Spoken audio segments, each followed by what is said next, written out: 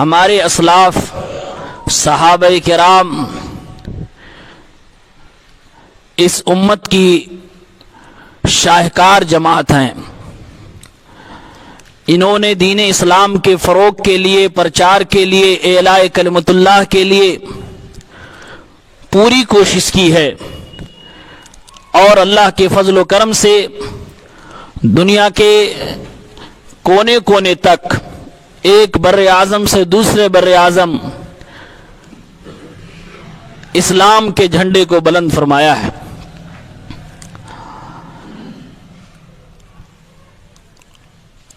اموی سلطنت،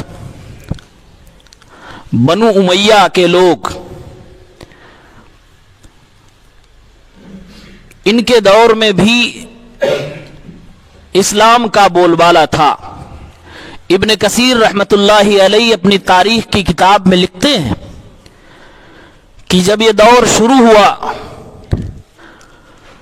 تو مسلمانوں کے جنگجو چین تک پہنچے. چین کے بادشاہ بھی گھبرا کر ان کے سامنے گھٹنے ٹیک دیے. کوئی روم جا رہا ہے، وہاں پر اسلام کا کلمہ بلند کر رہا ہے. کوئی سرزمین ہند آ رہا ہے، کوئی مغرب کی طرف جا رہا ہے. صرف ایک ملک سے دوسرے ملک کی بات نہ تھی، بلکہ ایک بر اعظم سے، ایک مہادیپ سے دوسرے مہادیپ تک اسلام کو پھیلا دیا. اسی لیے جب دشمنان اسلام نے، ملحدوں نے دیکھا کہ اسلام کو پھیلانے میں سب سے زیادہ رول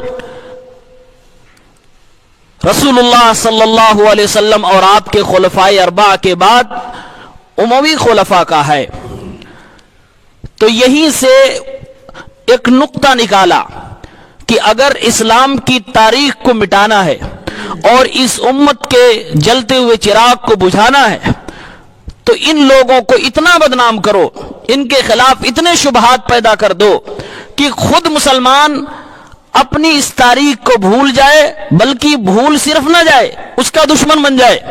اور یہ لوگ کافی حد تک اپنے مقصد میں کامیاب ہوئے.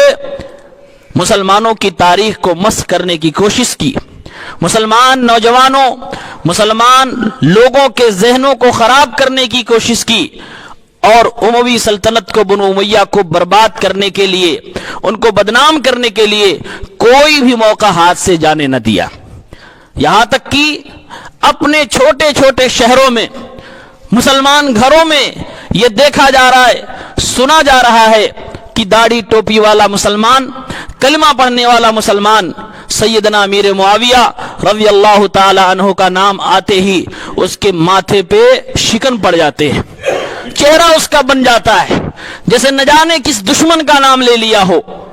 یہ اسی تحریک جو ملحدوں نے چلائی تھی، اسی کا اثر ہے جو آج ہماری امت کے لوگ شکار ہوئے. ابن کثیر رحمت اللہ علیہ نے وجہ بیان کی ہے اپنی تاریخ میں کہ بنو امیہ کے دشمن کیوں ہوئے لوگ. کہا یہ یوں ہی نہیں ہوئے، یہ سوچی سمجھی سازش کے تحت ہوئے ہیں. ملحدوں نے یہ ہوا چلائی، ان کے ذریعے سے شیعوں میں آئی، اور شیعوں نے اس کو پھیلایا، شیعوں سے سنیوں میں آیا، پھر خلافت و ملوکیت نامی کتاب لکھی جانے لگی. پھر سنیوں نے بھی، بہت سارے نوجوانوں نے، مسلمان نوجوانوں نے اس کو اپنایا، اور اب بنو امیہ کے خلاف پوری تحریک چل رہی ہے، پوری فکر اس کے خلاف بنی ہوئی ہے.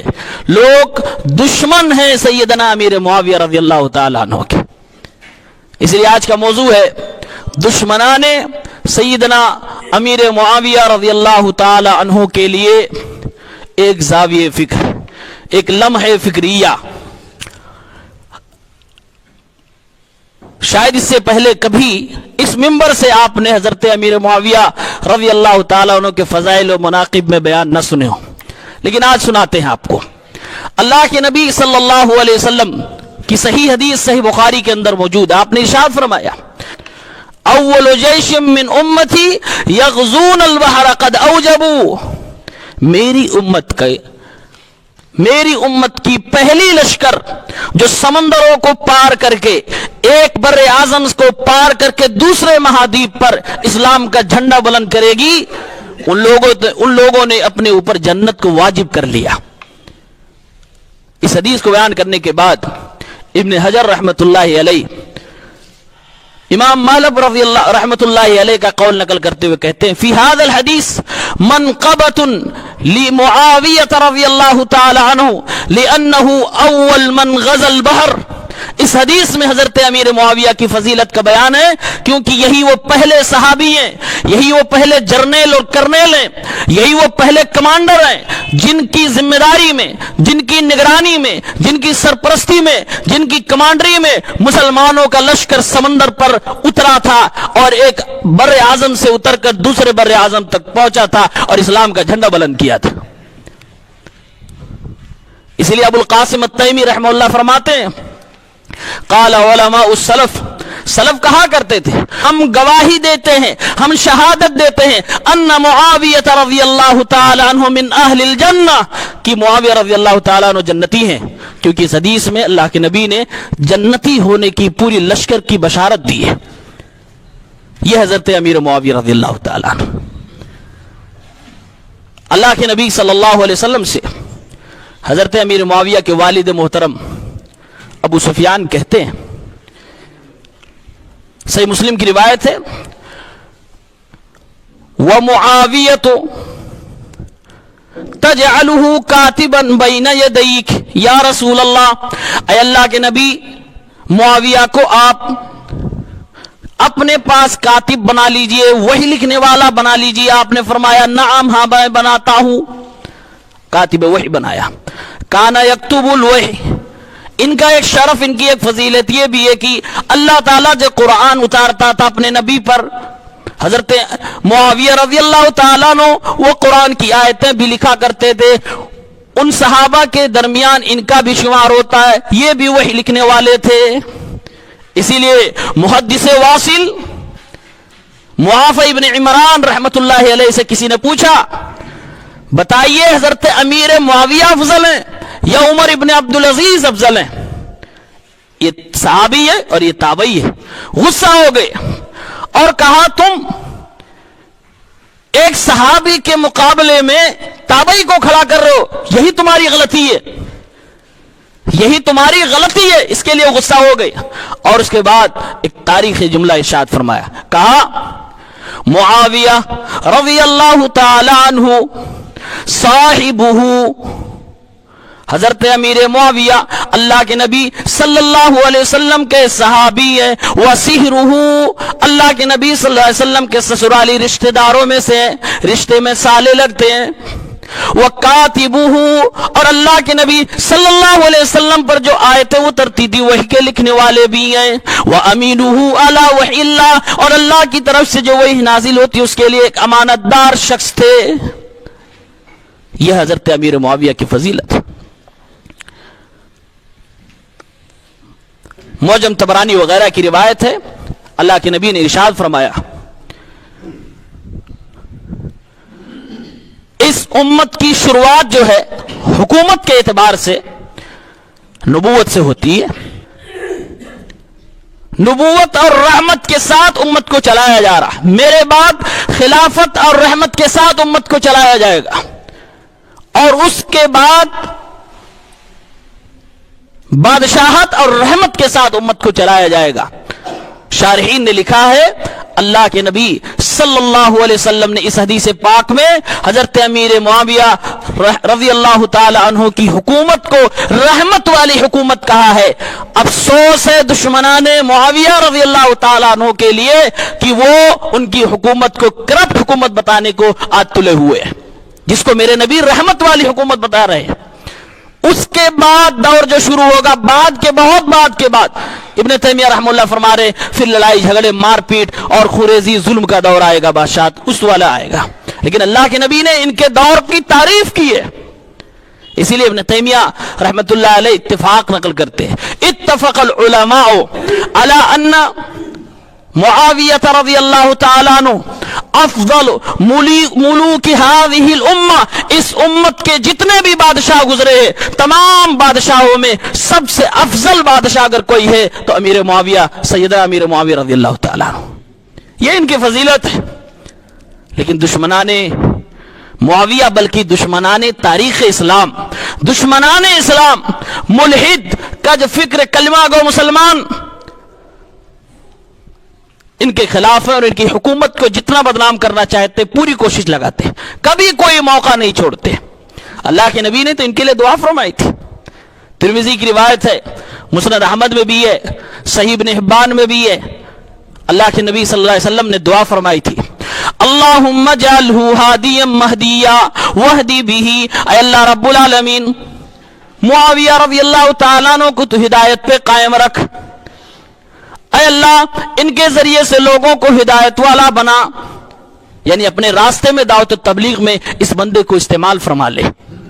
اللہ کے نبی نے دعا فرمائی، اللہم علم معاویۃ الکتاب والحساب وقیہ العذاب، اللہ کے نبی دعا فرما رہے ہیں، اے اللہ تعالیٰ امیر معاویہ رضی اللہ تعالیٰ عنہ کو تو کتاب کا علم سکھا دے، تو کتاب اور حساب کا علم سکھا دے اور انہیں جہنم کے عذاب سے بچا لے۔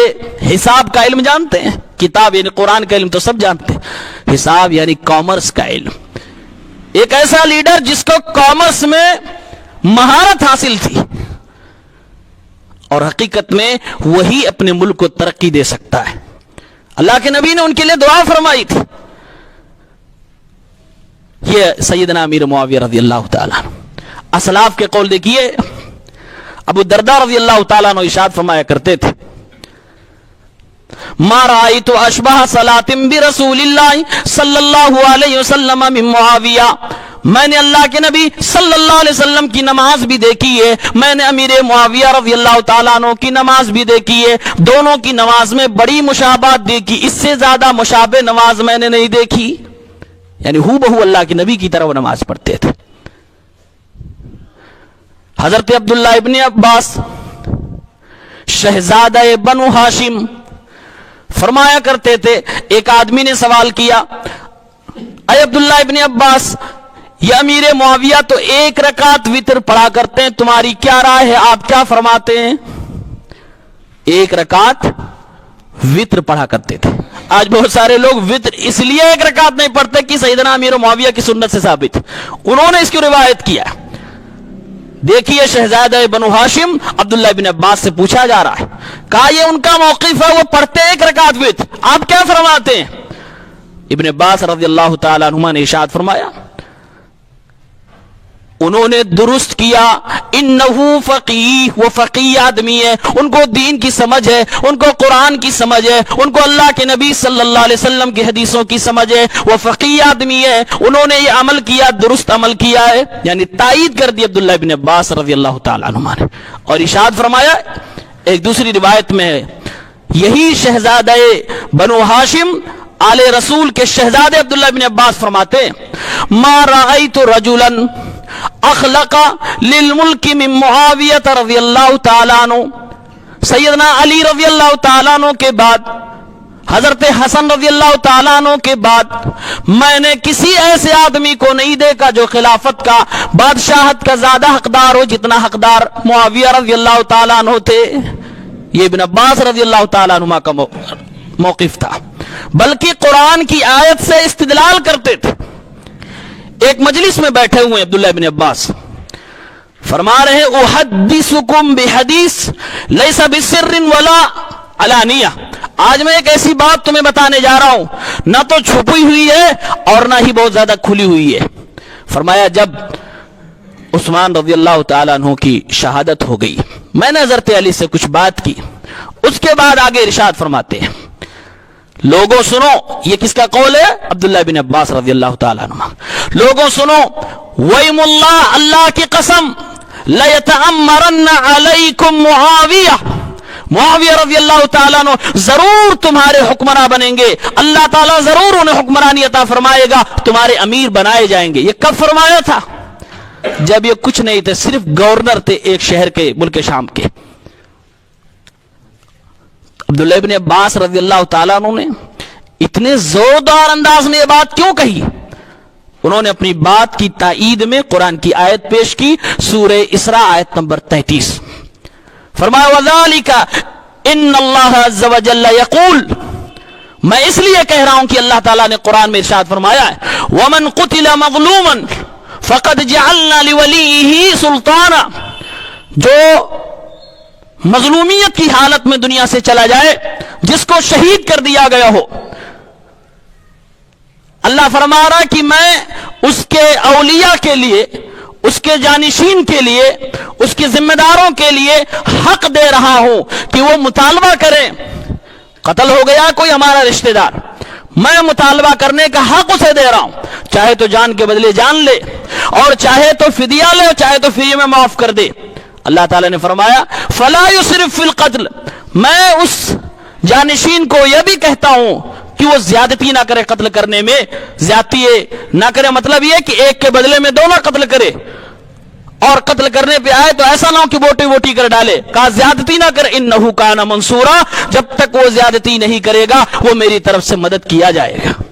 ابن عباس رضی اللہ تعالی عنہما مفسر قرآن ہے، فرما رہے ہیں اس آیت سے استدلال کرتے ہوئے، لوگوں اللہ کی قسم ہے قرآن کی اس آیت سے میرا استدلال ہے کہ ایک دن آئے گا ضرور اللہ تعالیٰ معاویہ رضی اللہ تعالیٰ عنہ کو تمہارا حکمراں بنائے گا. اور وہ دن آیا بھی جب حضرت حسن رضی اللہ تعالیٰ عنہ نے ان کو حکومت کی باغ ڈور سونپ دی اور ان کو اپنا خلیفہ تسلیم کر لیا. ابن کثیر رحمۃ اللہ علیہ اس آیت کی تفسیر میں سورہ اسراء آیت نمبر 33 یہ حدیث آپ کو ملے گی، یہ اثر ملے گا. ابن کثیر فرماتے ہیں کتنی تعجب کی بات ہے کہ مفسر قرآن نے پہلے کوئی ایک بات کہی قرآن کے استدلال سے، اور اللہ تعالیٰ نے وہ چیز سچ ثابت فرما دی کہ سیدنا امیر معاویہ کو خلافت مل گئی، حکومت مل گئی، اور سارے مسلمانوں نے، حسنین نے، حسن و حسین رضی اللہ تعالیٰ عنہما نے، سب نے مل کر ان کو اپنا خلیفہ تسلیم کر لیا. یہ ہے ان کی فضیلت. اور آگے سنیے، ابن عمر، حضرت عمر کے صاحبزادے، وہ کہتے تھے ما رأيت احدا بعد رسول اللہ صلی اللہ علیہ وسلم اسود من معاویہ رضی اللہ تعالیٰ عنہ. اللہ کے نبی صلی اللہ علیہ وسلم کے بعد میں نے اتنا ملنسار، اخلاق مند، عالی شان والا کسی کو نہیں دیکھا جتنا امیر معاویہ کو دیکھا. یہ کس کا بیان ہے؟ عبداللہ ابن عمر، حضرت عمر کے صاحبزادے کا بیان ہے. آئیے اللہ کے نبی صلی اللہ علیہ وسلم کی گھر والی سیدہ عائشہ رضی اللہ تعالی عنہا سے پوچھے. حضرت عائشہ کہتی ہیں کہ جب حضرت عثمان رضی اللہ تعالیٰ عنہ کو شہید کر دیا گیا، ایک فتنہ برپا ہو گیا، ظالموں نے ظالمانہ طریقے سے ان کو شہید کر دیا. ما زال بی، مسلسل میں یہ خیال کرتی رہی، ما زال بی ما رأیت من امر الناس فی الفتنہ حتی اتمنى، میں دعا کرنے لگی، تمنا کرنے لگی، ان یزید اللہ عز وجل معاویۃ من عمری فی عمرہ، کہ اللہ رب العالمین فتنوں کا مقابلہ کرنے کے لیے حضرت امیر معاویہ کو میری عمر عطا فرما دے.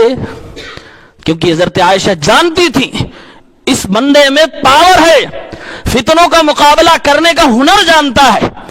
آج انہی کو مسلمانوں کی بڑی جماعت مورد الزام ٹھہراتی ہے.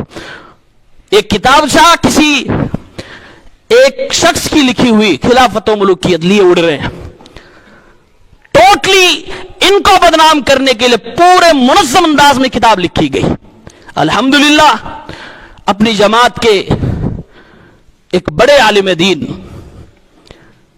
شیخ صلاح الدین یوسف رحمہ اللہ اس کتاب کا حرف بحرف جواب لکھ کے اور امت پر احسان کر کے چلے گئے. اللہ تعالیٰ ان کو غریق رحمت فرمائے. خلافت و ملوکیت یہ حضرت عثمان رضی اللہ تعالیٰ عنہ کو ٹارگٹ کرنے کے لیے، حضرت امیر معاویہ کو ٹارگٹ کرنے کے لیے، بنو امیہ کو ٹارگٹ کرنے کے لیے، پوری اسلامی تاریخ کو بدنام کرنے کے لیے کتاب لکھی گئی تھی. اور آج ایک پوری جماعت، ان کے لیے یہی کتاب قرآن ہے، ان کے لیے یہی کتاب بخاری شریف ہے، ان کے لیے یہی کتاب سب کچھ ہے، اسی کے حوالے ہر جگہ پہ. اور جبکہ علماء نے لکھا ہے کہ اس میں جو مواد پیش کیے گئے وہ منکرین حدیث سے لیے گئے، وہ ملحدین سے لیے گئے، وہ اسلام دشمنوں سے کانٹینٹ لے کر اس کتاب میں ڈال کے مسلمانوں کو برباد کیا گیا. یہ سیدنا امیر معاویہ تھے. اور خود اللہ کے نبی صلی اللہ علیہ وسلم کے نواسے حضرت حسن رضی اللہ تعالیٰ عنہ، ان کے بارے میں اللہ کے نبی صلی اللہ علیہ وسلم نے ایک بار ارشاد فرمایا، ممبر پہ تھے آپ، سامنے حضرت حسن آئے، اللہ کے نبی نے اٹھا کے گود میں لیا اور آپ نے فرمایا ان ابنی ھذا سید، میرا یہ نواسا یہ سردار ہے، سرداری کی بات یہ ہے، اس کے بڑپن کی بات یہ ہے، لعل اللہ ان یصلح بہ بین فئتین عظیمتین من المسلمین، اللہ تعالیٰ میرے اس سردار بیٹے کے ذریعے سے مسلمانوں کی دو بڑی جماعتوں میں اصلاح فرمائے گا، صلح فرمائے گا، مسلمانوں کی دو بڑی جماعتوں میں۔ اللہ کے نبی صلی اللہ علیہ وسلم نے جو پیش گوئی فرمائی تھی اپنے اس نواسے کے بارے میں، وہ حضرت علی حضرت امیر معاویہ رضی اللہ تعالی عنہما کے درمیان جو اختلاف ہوا تھا، حضرت عثمان رضی اللہ تعالیٰ عنہ کی شہادت کا بدلہ لینے کے لیے اسی اختلاف کو حل کرنے اور صلح کروانے کی بات اللہ کے نبی نے فرمائی تھی، اور حضرت حسن رضی اللہ عنہ نے اس پیش گوئی کو سچ فرمایا، حکومت کو سنبھالا، اور 6 مہینہ نہیں گزرے تھے انہوں نے حکومت کو حضرت امیر معاویہ رضی اللہ تعالیٰ عنہ کے ہینڈ اوور کر دیا، کیونکہ وہ جانتے تھے کہ امیر معاویہ کون سی شخصیت، نبی کے کتنے چہتے تھے، صحابہ ان کو کتنا چاہتے تھے، فتنوں کا مقابلہ یہ کیسے کر سکتے، اور خود ان کو خلیفہ مان لیا۔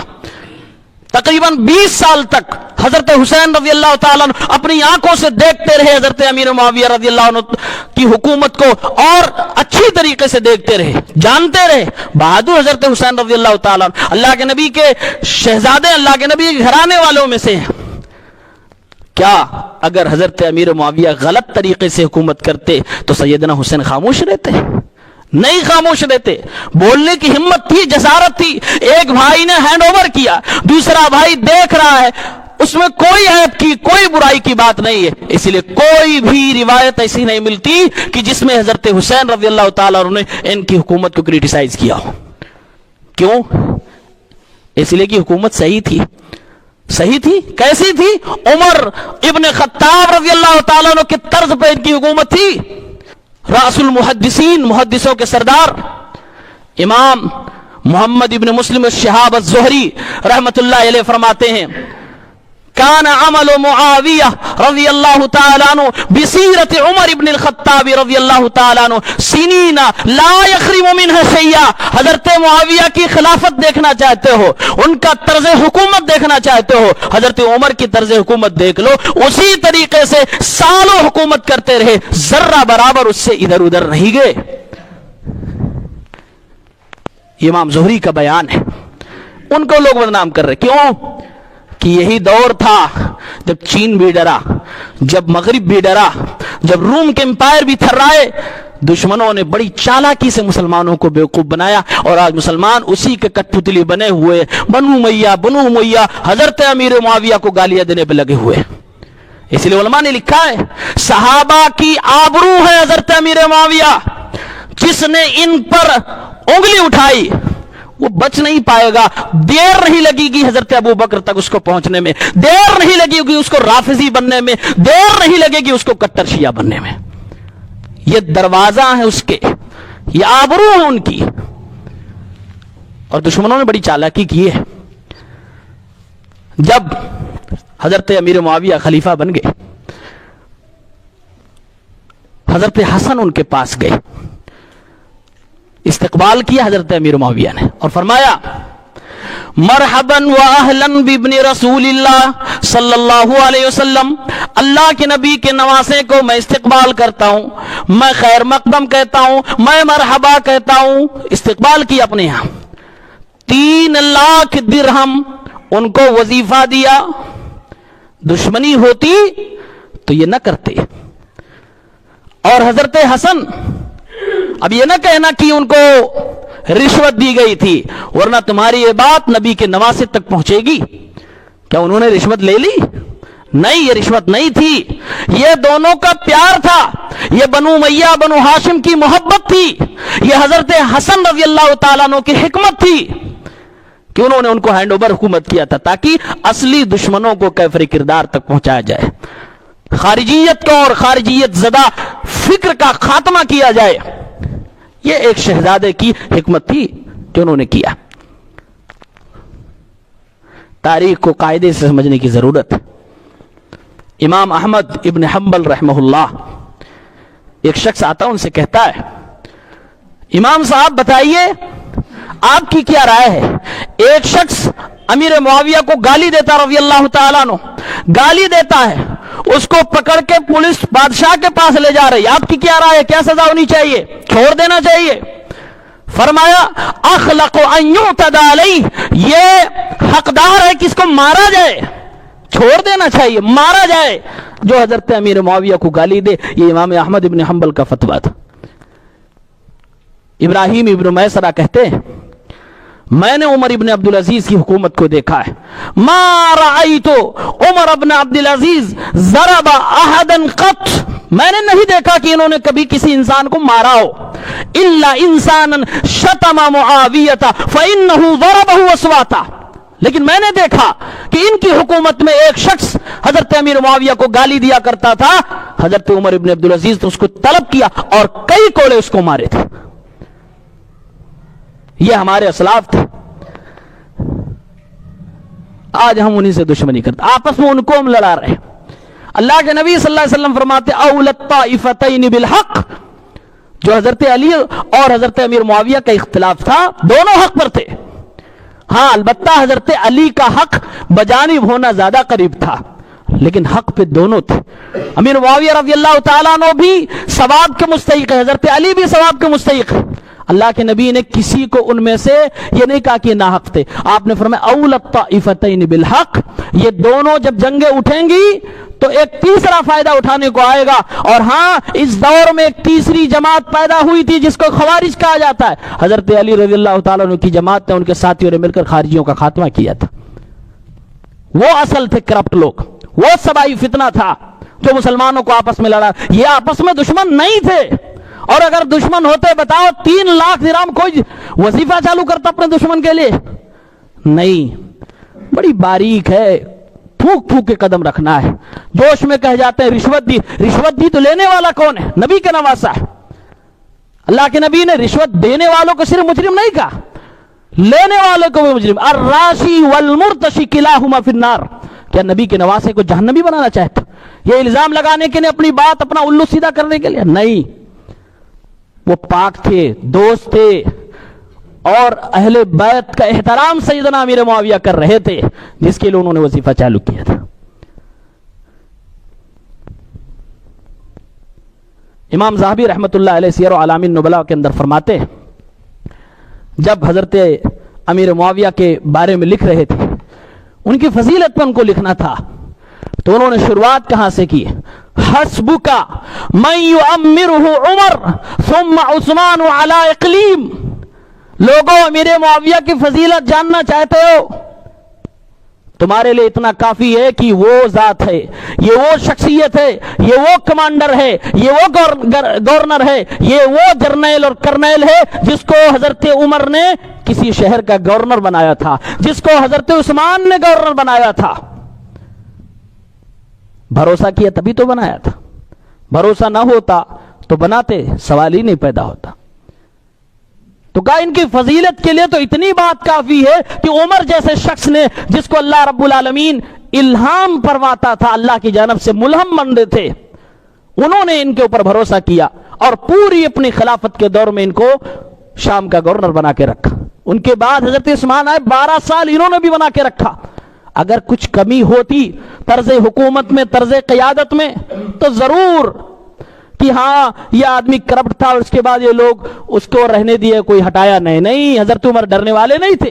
खालिद इब्न वलीद को हटा दिया सिर्फ मुसलमानों के अकीदे की हिफाजत के लिए, कि मुसलमान ये ना सोच ले कि खालिद इब्न वलीद नहीं होगा तो जंग हार जाएंगे। मदद तो अल्लाह की जानिब से आती है, खालिद इब्न वलीद तो एक जरिया है। उमर फारूक ने उनको हटा दिया कमांडरी से। तो क्या हजरत अमीर मुआविया से हजरत उमर डरते थे? नहीं, सवाल ही नहीं पैदा होता। एतमाद था, भरोसा था, अमीन थे, जिस पर मेरे नबी ने भरोसा किया, जिस पर हजरत उमर ने भरोसा किया, हजरत उस्मान ने भरोसा किया। आज उम्मत मुस्लिमा उन्हें गालियां दे रहे, भर भर के गालियां दे रहे। और मिर्जा जहलमी जैसे लोग इस दौर में पूरा बेड़ा उठा रखे हैं। हो ना हो اپنا یہ پیغام وہ پہنچاتا رہتا ہے کہ بنو امیہ کرپٹ، امیر معاویہ ایسے، وہ کہتا بھی ہے اس زمانے میں ہوتا تو حضرت امیر معاویہ کی گردن پہ تلوار رکھتا حضرت علی کی جانب سے۔ اس ظالم نے دنیا کو یہ بتانے کی کوشش کی کہ ایک حق تھا ایک باطل تھا، نہیں بھائی، باطل حق کی لڑائی نہیں تھی، دونوں حق پہ تھے۔ حضرت علی کا بس اتنا کہنا تھا، امیر معاویہ رضی اللہ تعالیٰ عنہ ابھی وقت نہیں ہے کہ میں دشمنوں کو، قاتلوں کو کافر کردار تک پہنچاؤں، حضرت عثمان کی شہادت کا بدلہ لوں، پوری حکومت ہائی جیک کیے ہوئے ہیں، اندر سے یہی لوگ آ چکے، ابھی وقت نہیں، وقت آئے گا تو لیا جائے گا۔ انکار نہیں کیا تھا کہ نہیں لوں گا بدلہ، کہا وقت آئے گا تو لیا جائے گا۔ اور ان کے ساتھ بہت سارے صحابہ کرام تھے۔ امیر معاویہ رضی اللہ تعالیٰ عنہ کو کہنا تھا کہ نہیں، وہ میرے چچا زاد ہیں، میرے خاندان کے سب سے پہلے اموی خلیفہ حضرت عثمان رضی اللہ تعالیٰ عنہ، اور حضرت امیر معاویہ ان کے رشتہ دار تھے، چچا زاد تھے، انہوں نے اپنا حق مانگا کہ میرے رشتہ دار کو مدینے کے اندر ظالمانہ طریقے سے شہید کر دیا گیا ہے، مجھے بدلہ چاہیے، اور اسلام نے جو بدلہ دیا ہے کہ ظالموں کو، قاتلوں کو کافر کردار تک پہنچایا جائے، ابھی ان کو ہمارے حوالے کر دیجیے اگر آپ نہیں کر پاتے۔ بس اسی بات کی تھی۔ اور ان کے ساتھ بھی صحابہ، حضرت عائشہ رضی اللہ تعالیٰ عنہ خود ان کے ساتھ ہیں، عشرہ مبشرہ میں سے حضرت طلحہ ان کے ساتھ ہیں، حضرت زبیر ان کے ساتھ ہیں، اور بھی پورے صحابہ کرام کی جماعت ان کے ساتھ۔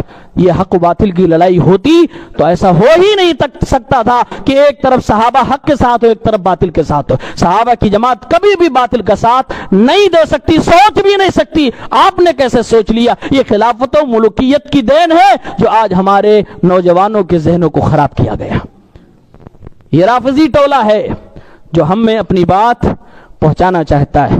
مسلمانوں سمجھو، اسی لیے کہتے ہیں یہ مرزا جہنمی پلمبر آپ کو سننے کے لائق نہیں ہے، یہ آپ کو بہت ساری اچھی چیزیں بتاتا ہے لیکن پوری ہسٹری کو ملیا میٹ کر دیتا ہے، اور پھر آپ کے ذہن کو مقدر کر دیتا ہے، خراب کر دیتا ہے۔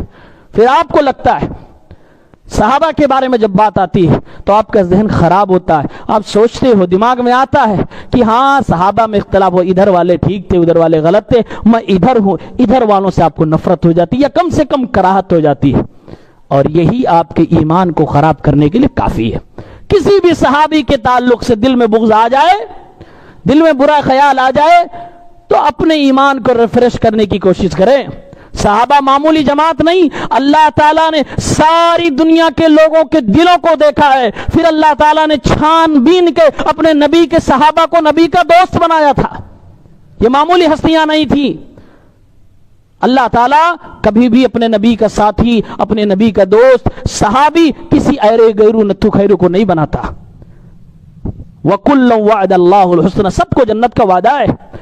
اللہ کے نبی فرماتے ہیں، معجم طبرانی کی روایت ہے، من سب اصحابی فعلیہ لعنت اللہ والملائکۃ والناس اجمعین، جس نے میرے صحابہ کو گالی دی، برا بھلا کہا، اس پر اللہ کی بھی لعنت، اس پر فرشتوں کی بھی لعنت، اس پر ساری دنیا کے انسانوں کی لعنت۔ اور صحابی حضرت امیر معاویہ ہے، اس میں کوئی شک نہیں۔ صحابی کہتے کسے؟ من لقی النبی مؤمنا بہ ومات علی الاسلام، جس نے نبی سے ملاقات کی ہو اور ملاقات کے وقت ایمان کی حالت میں ہو، مسلمان رہا ہو، اور جب دنیا سے وہ بندہ گیا ہو تب وہ اسلام کی حالت میں رہا ہو، یعنی نبی کو دیکھنے کے وقت بھی ایمان کی روشنی دل میں ہو اور دنیا سے جانے کے وقت بھی ایمان کی روشنی دل میں ہو، اسی کو صحابی کہا جاتا ہے، اور وہ جنتی ہوتا ہے۔ امیر معاویہ رضی اللہ عنہ صحابی ہیں، کاتب وہی ہیں، نبی کے سالے صاحب ہیں، اور نسب دیکھیے، نبی کریم صلی اللہ علیہ وسلم کے پردادا اور ان کے پردادا بھائی تھے، معاویہ ابن ابی سفیان ابن حرب ابن امیہ ابن عبد شمس ابن عبد مناف محمد ابن عبداللہ ابن عبد المطلب ابن ہاشم ابن عبد مناف۔ ہاشم اور عبد شمس دونوں بھائی تھے، دونوں عبد مناف کے بیٹے تھے، نسلیں بھائی ایک ہے۔ یہ ہم ہیں اور آپ ہیں، اپنی کھوپڑی لگا کر دونوں کو لڑانا چاہتے ہیں، لیکن وہ تو الگ نہیں تھے، وہ تو ایک دوسرے کا احترام کرتے تھے، ایک دوسرے کے لیے حکومت چھوڑنے کو تیار۔ حضرت حسن نے یہی کیا، قربانی دی ہے، آل رسول ہیں، اور اپنا وہ خون جو نبی کا ان کے بدن کے اندر تھا اس کو دکھایا ہے، امت کی اصلاح کی فکر کی ہے اور صلح کی ہے اور تمام فتنوں کا راستہ بند کرنے کے لیے حکیم الامت سیدنا حسن رضی اللہ تعالیٰ عنہ نے قدم اٹھایا اور امیر معاویہ رضی اللہ تعالیٰ عنہ نے حقیقت میں وہ کام کر کے دکھایا، دشمنوں کا ناطقہ بند کر دیا۔ صرف مدینہ نہیں، حجاز نہیں، دنیا کے دوسرے بر اعظم، دوسرے مہادیپ، سمندروں کو چیرتے ہوئے پہنچ گئے، اسلام کا جھنڈا بلند کیا۔ میرے نبی نے سچ فرمایا تھا، اول جیش من امتی یغزون البحر، سمندر پہ غزوہ کرنا مطلب کیا ہے؟ مطلب یہ ہے کہ اپنا ایریا فتح ہو گیا، اب دوسرے مہادیپ پہ جانا ہے۔ اس زمانے میں فلائٹ نہیں تھی، کشتیوں سے جانا پڑے گا۔ امت اسلامیہ میں یہ پہلا جرنیل کرنیل حضرت امیر معاویہ تھے، جن کو اللہ کے نبی صلی اللہ علیہ وسلم کی اس حدیث کے مطابق یہ موقع ملا۔ حضرت عثمان رضی اللہ عنہ کی خلافت تھی، ان کو کمانڈر بنایا گیا، ان کو سپہ سالار بنایا گیا، اور ان کے ساتھ بہت سارے صحابہ سمندروں میں چلے گئے اور دوسرے مہادیپ پہ گئے، اسلام کا جھنڈا گاڑا ہے۔ اللہ کے نبی نے فرمایا فقد اوجبوا، جنت ان کو واجب ہے۔ اور آپ نے ایک حدیث میں ارشاد فرمایا، میں دیکھ رہا ہوں اس جنگ میں شریک ہونے والے تمام سپاہیوں کو سب نے جنت کما لی ہے۔ اور اللہ کے نبی یہ بھی ارشاد فرماتے ہیں، ایسے میرے سپاہی سمندروں پہ چل رہے تھے جیسے بادشاہ اپنی تخت پہ جلوہ فرما ہوتا ہے۔ میرے نبی تو تعریفیں فرما رہے ہیں۔ اپنے عقیدے کی حفاظت کریں اور سمجھیں کہ حقیقت کیا ہے، تاریخ کی حفاظت کس میں ہے۔ یہ دشمن نہیں تھے، ان کا یہ اپنا اجتہادی معاملہ تھا۔ اللہ نے دونوں کو ثواب عطا فرمائے۔ آپ اپنی عاقبت آخرت نہ خراب کریں۔